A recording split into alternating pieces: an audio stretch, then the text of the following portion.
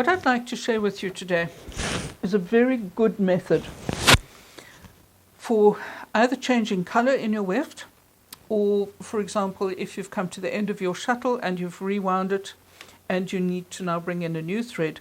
I'm going to show you a very good way of doing that.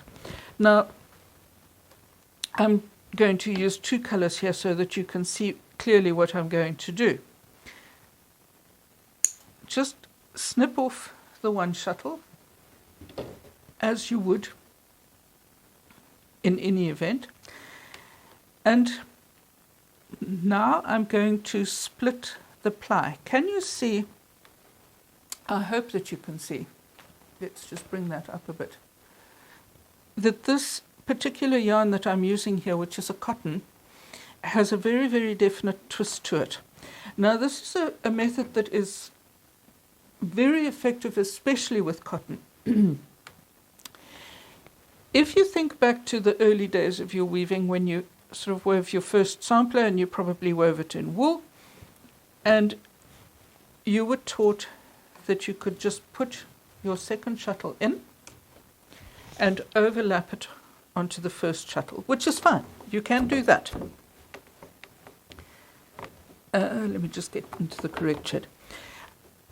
If you're using wool, a join like this will be all but invisible. Because wool is soft and it's squishy and it has loft to it, it will pack down onto itself and you won't see that. If you're using cotton, it's a different story. Now, this is a relatively fine cotton that I'm using here, probably slightly finer than an 8x4 in international terms. And you can see, even using a fine cotton, that little double row there is very, very easily discernible. So I'm going to show you how we deal with that. Just pull my tail out. I'm going to do what we call a split ply join. So I'm going to untwist this little tail. Take all that twist out of it, and now I'm going to split it. A plied yarn is, as most of you will know, several strands of yarn that are twisted together. In this case, this is a 2-ply, so there are 2 strands that are twisted together. So I've untwisted them. I'm going to take my snips and snip off the one arm of the twist.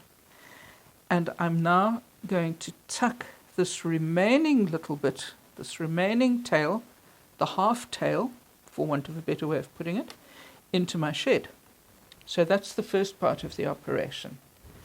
Now I'm going to take my new yarn that is going in, and I'm going to do exactly the same thing. I'm going to untwist it for about the same length as that little chap that's already in there. You don't have to measure exactly, you can just eyeball it. And I'm going to now put my shuttle into the shed. And now I'm going to overlap my new color onto my old color, or my new shuttle onto my old shuttle. And because we've split the plies, that join now becomes invisible. You see, what's happening here is, by splitting the ply, what we've actually done is we've overlapped a half thickness of yarn on top of a half thickness of yarn. Instead of overlapping a full 2-ply thickness onto a full 2-ply thickness, we've overlapped a single ply onto a single ply. And that gives us a much cleaner, neater, more professional join. Now I can continue weaving with my new color, and everything is as it should be. And please, please, please, I know you've heard this about 100 times before, and you will probably hear it 100 times again, but please deal with your tails as you go. One of the big bonuses of weaving is that we can weave in every single millimeter of our tails. It's such a simple process to do it as you are progressing with your work. And it just saves so much PT at the end of a project when you sort of have to deal with all these tails and you sit with a darning needle and you painstakingly darn them in. Why put yourself through that when it's just such a clean, simple, easy process to just do it as you go?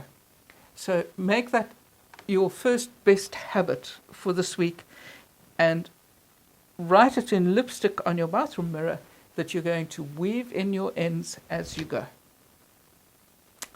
If you found this tip helpful, I would love it if you would give me a thumbs up.